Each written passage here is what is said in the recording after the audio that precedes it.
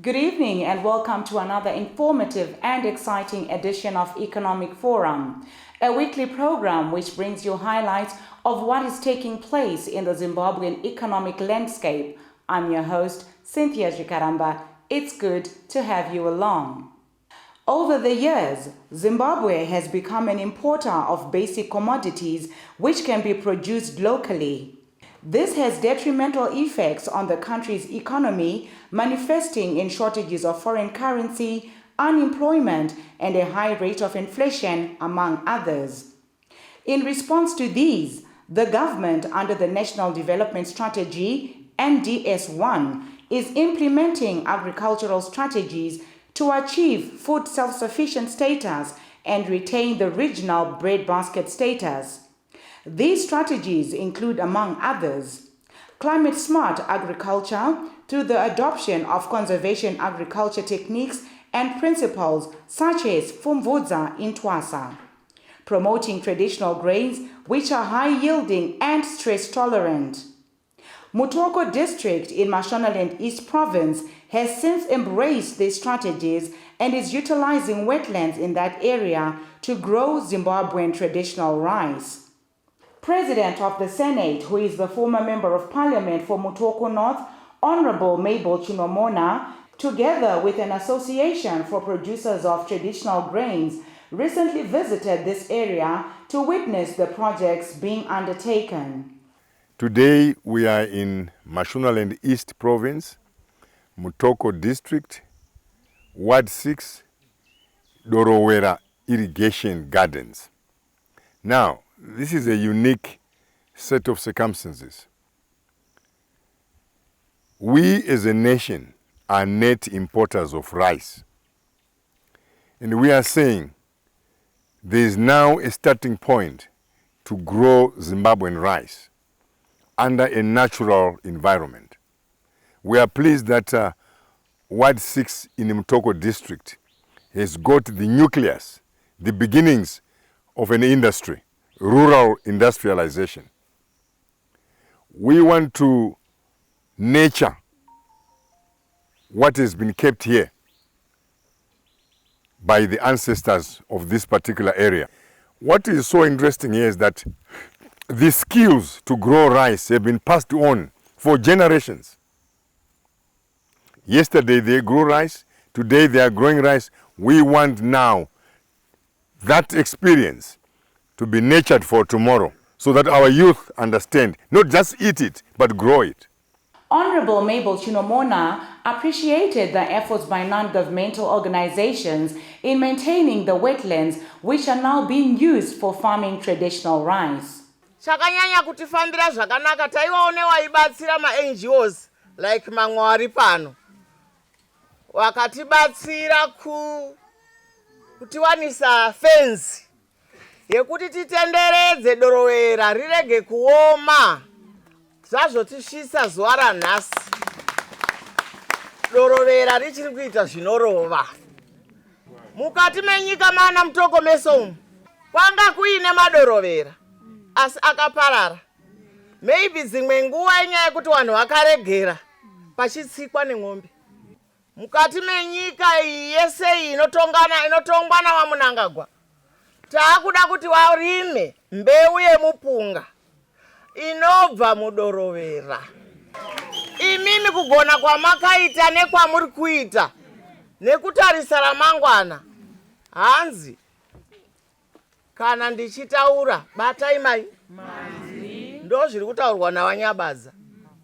Tiri kutaura nezvemunhu akachengeta Dorowera kubvira kare, ari kushanda muDorowera izvozvi nekuzorichengeta nekuenderera mberi nekuprodusa mbeu ichazara muZimbabwe, vanhu vachirima mupunga unobva paDorowera. A grinding mill was also donated to this community by these organizations. This reduces labor in processing, hence encouraging bulk production of this high-yield crop. Ndabata mashoko akansela. Wakandifonera amai taane chigayo chemupunga kuno. Ndikati ndikazowana mukana ndofana kusvika ndichiona. Chigayo chinogaya chochenesa mupunga, handizvo here? mupunga uruda kuyerwa, wanoda kg, anoda 2 kg, anoda 5 kg, anoda 20 kg. Handizvo? Hanzi wakatipa futi zvokuyeresa.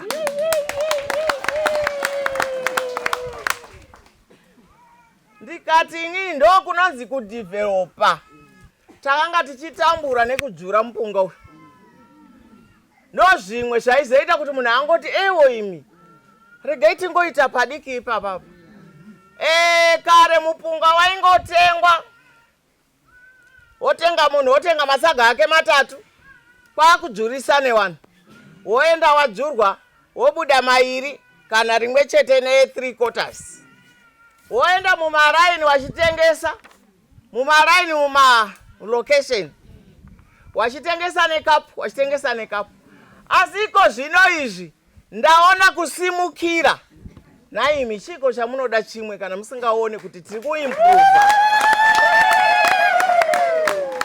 She also encouraged youths to participate in farming to uplift their livelihoods. Ndiri kuda kutaura shoko kuma youth wanangu. Ndaona namba yenyu, yes, muripo henyu about 20-30 waripo. Asi ndiri kukumbira kuti endai munotora vamwe wabiyenyu wagone zvamuri kuita nekunaka kwazvo. Encourage nemiwo muchishanda mudorowera minda yeraisi yowanda, nekuti chigayo ichocho hachingangogaya masaga mashoma chonyarara. Chingadai by now maybe iko zvino makenda kokohwa, handizvo?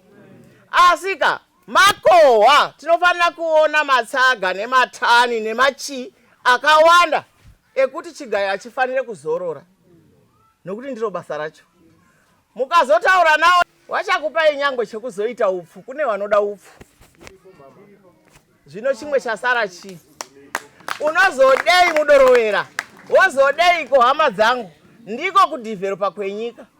On that note, we take a short break. Join us in the second segment for more on the growing of Zimbabwean traditional rice.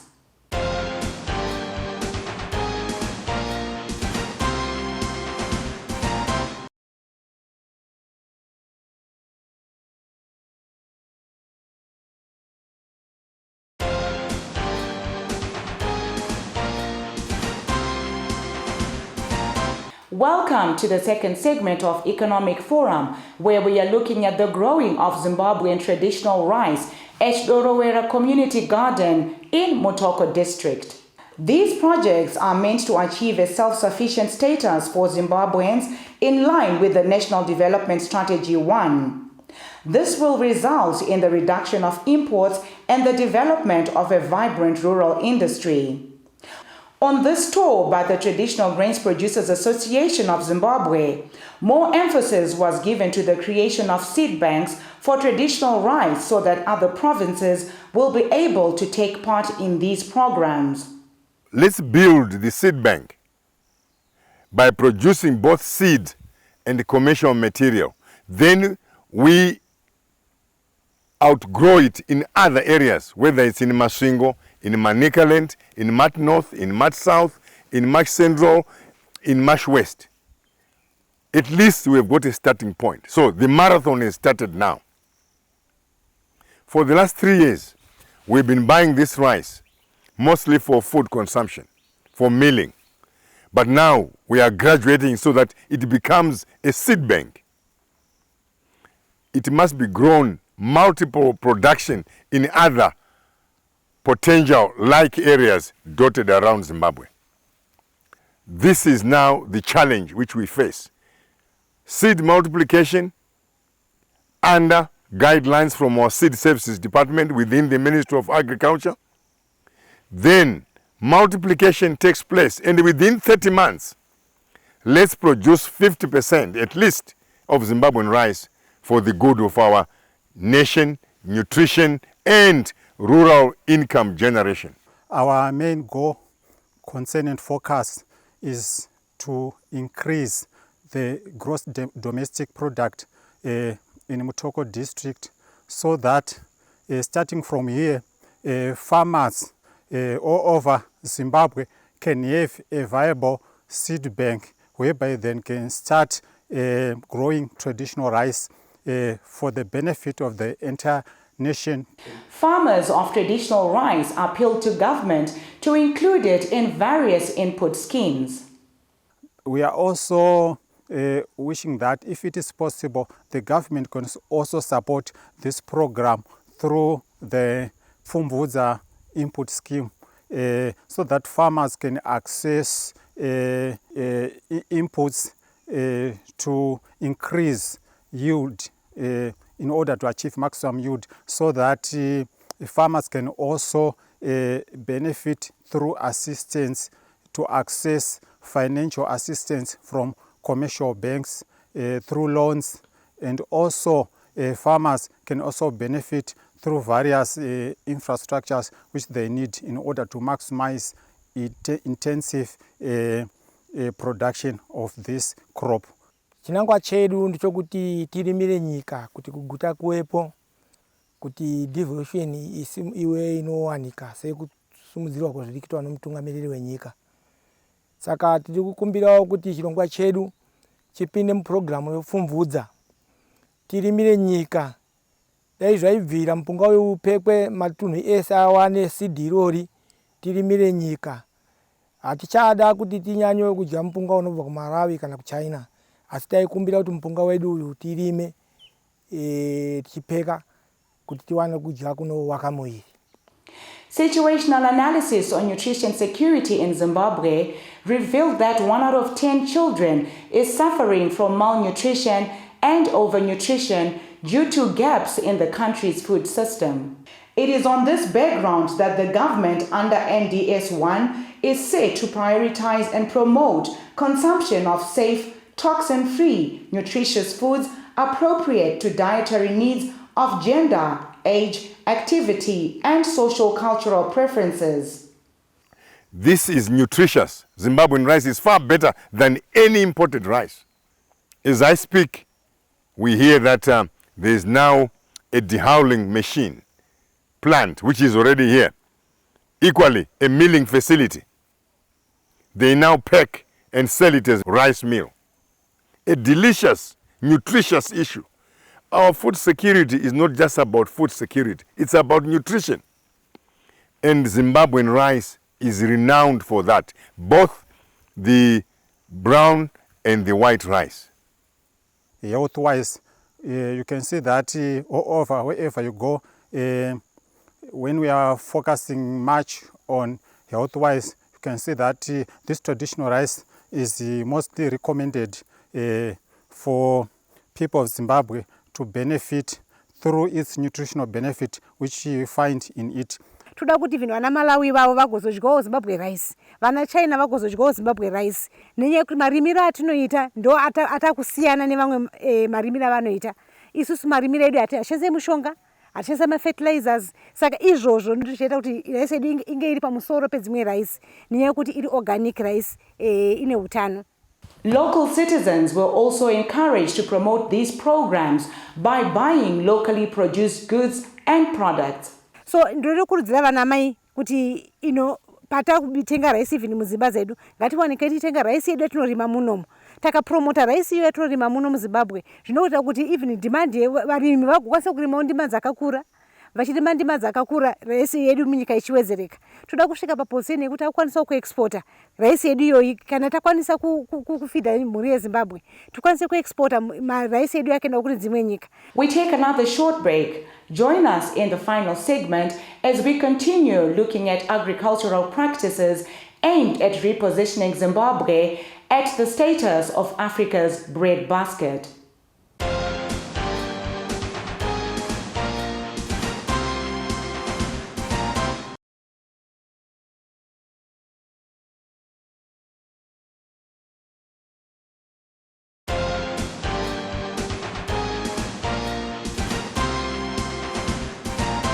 We are now in the third and final segment of Economic Forum, where we are focusing on agriculture, particularly on the growing of traditional rice by community members of the Dorowera community in Mutoko district. Other communities with required natural resources were also encouraged to take part in the production of traditional rice to reduce the importing of basic commodities, improve their livelihoods, as well as contribute to the gross domestic product of the country. Tichikurudzirawo kuti vamwe vanhu vari kumativi mana vane nzvimbo dzakaita saidzo dzinedzi dai vangarimawo mupunga iwoyu kuti tisarambe tichiutenga uchibva kunze kwenyika. Mupunga uyu tiri kuona uri kubudisa vakadzi vazhinji vari mukurima muDorowera muno. Saka tiri kuda kuti varambe vari varimi vemhando yepamusoro patinenge tiri kuita izvi. Tinoda kutenda kuti vakadzi ivava patinovadzidzisa havatirasise, vanoita zvinhu zvavo nemazvo sezvamuri kuona mumunda iwo uno watiri weraisi. Saka tiri kungoti vamwe vari kumativi mana dai mungabatiranawo pamwe chete kuti tiite zvinhu zvedu mukati meZimbabwe tigowanikwa tichibudirira. Ndakudzidzisawo vamwe wangu kuti hatirimei raisi tiwandudze kukabasa B tichitengewa muno tichiwana mari. So madzimai tishandise maoko kwete kugarira maoko. Isusu chirinangwa chedu madzimai ndechekuti tikwanise kuti raisi kana tarima raisi vanoimpota raisi ichiuya muno munyika ishayepo kupinda nekuti isi titakwanisa kurima raisi tega. Zevha rwega rwega kuna ana mai vese vanorima mabani matinamo matoro kwanisa kurima raisi. Ngatirime raisi takakwanisa kucontribute 50% yeraisi in the next 5 years ziri kuuya. I think tiite zvakanaka tichizoendera mberi tichiwedzeredza raisi yedu yatiri kurima senyika yeZimbabwe. Sekutaura kuri kuita mutungamiri wenyika wachikurudzira kuti tirime mbeu dzetsanga diki zvinosimudzira GDP yeMutoko. Nokurima kwatinoita raisi ikoko izvo zvitaane chigayo chinokwanisa kuti togona kushora raisi, topeka raisi, toisawo mumashopu kana kuti totengesa kunotengesera takaripima nechekare. Izvi zvinoita kuti tiwanisewo basa vanhu venharaunda.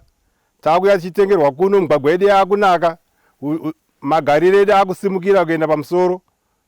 Youths are also taking part in these projects and have since created their employment. Tinoda kuzosimudzirawo Zimbabwe nekurima mupunga kwatiri kuita. Zvoya zvokuti tinotenga mupunga kunze kwenyika tichirarame muno muZimbabwe ka. Takuda kuzvidzima. Seyouth tinoshuwira kuti dai tese tabatana takwanisa kuti tinge tichishandawo nekwese kwamuri ikoko. Kunoku isisu tati tinonyanya kukwanisa hedu zvinana mupunga kana iri nguva ino. Saka zvekuti isisu tichaenda kunze kwenyika kuye kuti tinotsvaga mabasa ka. Semayouth isisi hatichazvikwanisa ende hatichazvide tala kutozvidzima. Hatichadi zvekuenda kunotsvaga mabasa kunze kwenyika kana kuenda kunotsvaga basa kudhorobha. Basa redu riri kuno. Tichikurudzira mayouth kuti hatirimei raisi zvinhu zvese zvinotifambira. Private organizations are also playing a critical role in motivating the farmers through awarding outstanding individuals. These are some of the key areas they inspected in the fields. Tichitanga kutarisa kana kuti pamakwikwi edu taitarisa nyaya yezvinyorwa. Tichitarisa kuti tiri bhizimusi rekurima zvatiri kuita zvibhizimusi. Saka taitarisa kuti zvinomboiswa here pazvinyorwa. Zvinyorwa zvedu zvinenge zvichidonongora mabatiro atati tichiita basa kubva pekutanga semaitikiro ariri kuita. Pangapa taita preparation dzedu patasima mupunga wedu ichiri nesi tigoenda kunoisa kumunda kusvika patichakohwa. Taitarisa zvinyorwa zvine chekuita nemari patiri kuita basa iroro rose. Pangadaro pamakatsvaga mubasa, mungadaro makatenga mbeu, zvaitariswa kuti munozvisa pazvinyorwa rekuita kuti patinozopedza kutengesa kwedu nepatinokohwa tawana here pfundutso pabhizinesi. Matambudziko atakasangana nawo tichinyora pasi nemakundiro atakazoaita zvaingobatsira kuti kana tazogara tinongovhura zvinyorwa zvedu tichiona kuti basa redu takaribata sei. Taiona zvekare nguva yadyarwa ndeyataitarisa, planting time yakakosha pamusoro ine chekuita negohwo ratichawana. Taitarisa population, kuwanda kwembesa kana kuti kwemadzinde embeu dziri mumunda. Zvese izvi zvine chekuita negohwo rinozosara ramumunda. Takatarisa zvekare kuenzana kwechirimwa.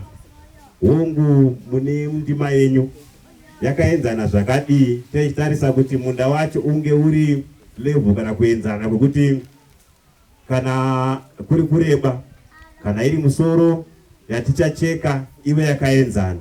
Taizotarisa kuti sora wheat management makakwanisa kukunda sei kuti mbeu yedu isare isina sora, nekuti sora ndo ratinoziva kuti rinokwikwidzana nezvirimwa pachikafu. Based on the resolve and passion displayed by farmers and other stakeholders in growing traditional grains such as Zimbabwe's traditional rice, Zimbabwe is poised to reclaim its status as Africa's breadbasket in the coming years.